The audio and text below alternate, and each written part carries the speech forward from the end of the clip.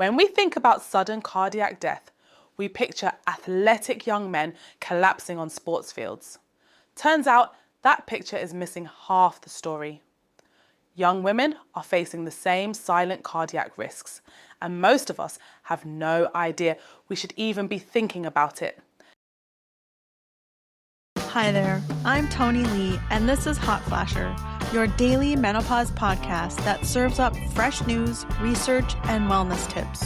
I've built a daily news pipeline to find the latest on women's health and menopause research. Allow me to introduce my co-host, Nikki, who handles the headlines. Take it away, Nikki. Thanks, Tony.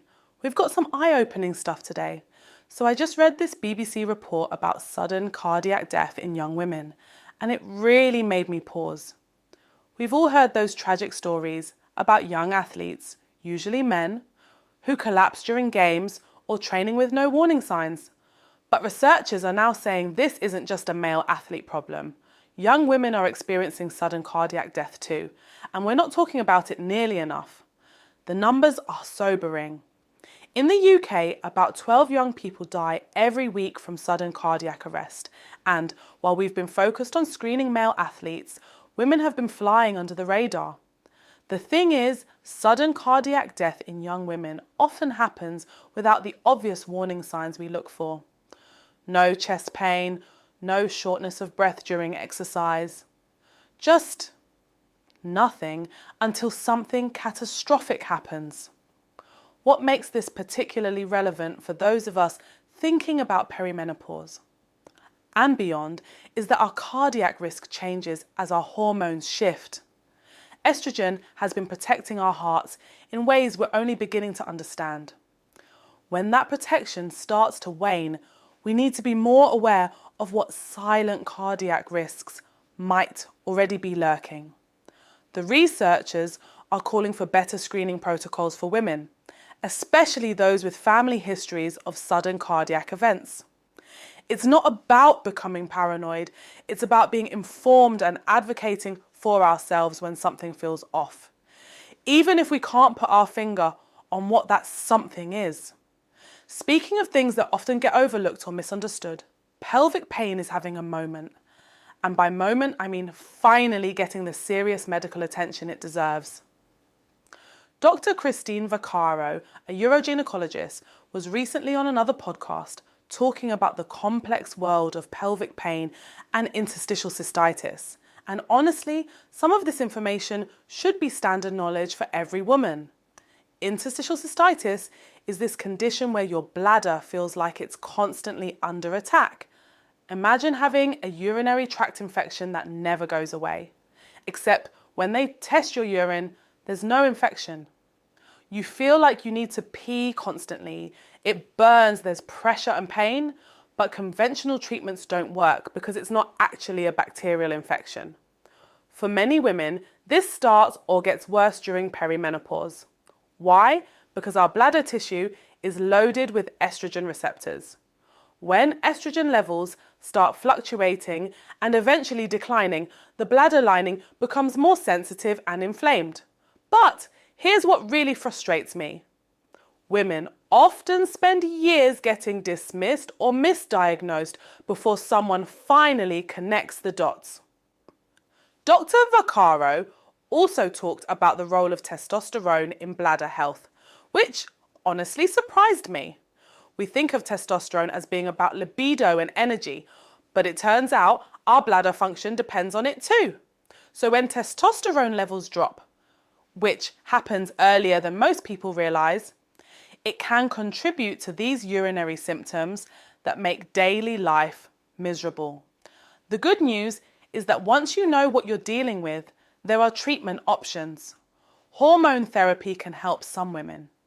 There are specific medications for interstitial cystitis. Dietary changes can reduce bladder irritation. Physical therapy, yes, pelvic floor physical therapy, can address muscle tension that makes everything worse. But first, you have to get the right diagnosis. And that means being persistent when doctors try to brush off your symptoms as just stress or part of getting older. Pelvic pain and bladder dysfunction aren't normal parts of aging. They're medical conditions that deserve proper evaluation and treatment. Now, shifting gears to something that might seem less urgent, but is actually quite significant. Bone density. New research published in the journal Menopause looked at the connection between bone mineral density and mortality risk in postmenopausal women. And the findings are more nuanced than the usual strong bones prevent fractures message we always hear. The study followed postmenopausal women and found that femoral bone density, that's your thigh bone, the big one that connects your hip to your knee, is actually an independent predictor of mortality risk.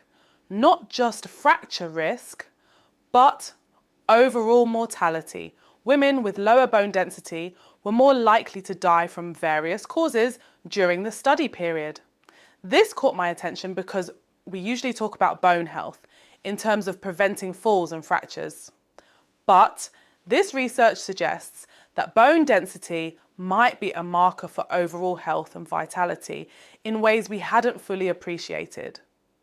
Your bones aren't just structural support, they're metabolically active tissue that reflects your body's overall health status.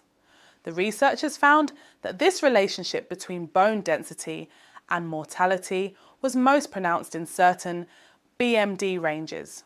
So it's not necessarily a linear more bone density equals longer life situation.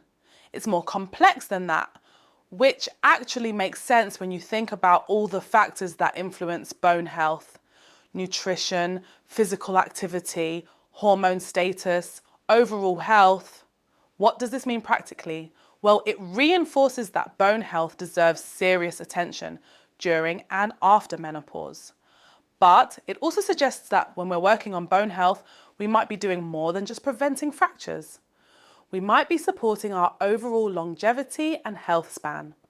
The standard recommendations still apply: adequate protein, weight-bearing exercise, vitamin D, and for many women, hormone therapy.